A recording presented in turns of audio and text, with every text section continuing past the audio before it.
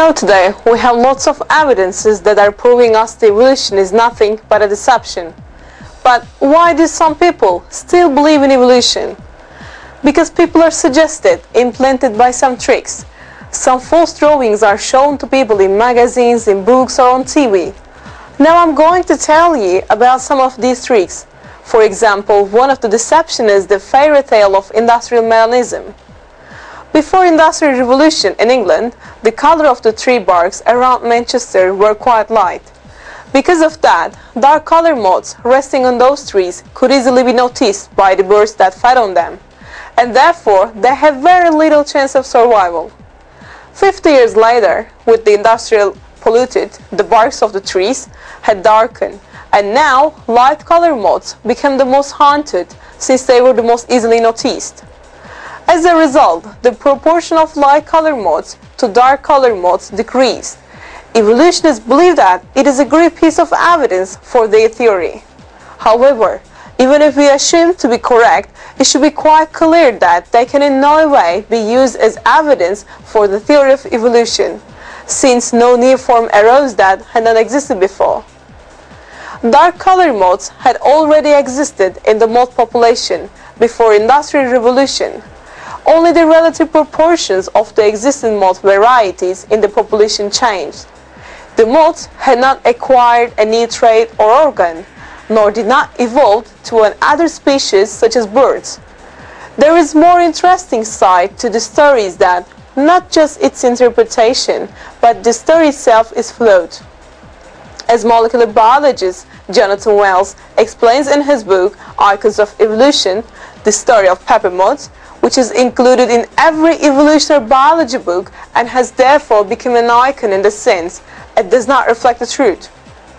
Wells discusses in his book how Bernard Kettlewell's experiment, which is known as the experimental proof of the story, is actually a scientific scandal.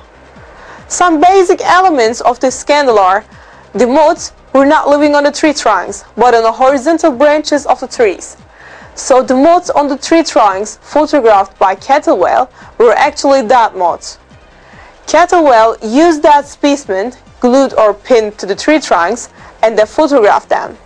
In truth, there was little chance of taking such a picture, as the moths resting not on the tree trunks, but underneath the leaves. Scientists who tested Kettlewell's conclusion came up with an even more interesting result. Although the number of light moths would be expected to be larger in the less polluted regions of England, the dark moths they numbered 4 times as many as the light ones. This meant that there was no relation between the moth population and the tree trunks, as claimed by Kettlewell and repeated by almost all evolutionist sources. These facts were uncovered by the scientific community only in the late 90s. The collapse of the myth of industrial Melanism, which had been one of the most treasured subjects in Introduction to Evolution courses in universities for decades, greatly disappointed the evolutionists. One of them, Jerry Coyner, remarked that, "My own reaction resembles the dismay attending my discovery at the age of 6, that it was my father and not Santa who brought the presents on Christmas Eve." In short, natural selection is capable neither of adding a new organ to a living organism, nor of removing one, nor of changing organism of one species into that of another. The greatest evidence put forward since Darwin has been able to go no further than the industrial Melanism of moths in England. Natural selection is a mechanism to eliminate the weak ones, but it cannot create new species.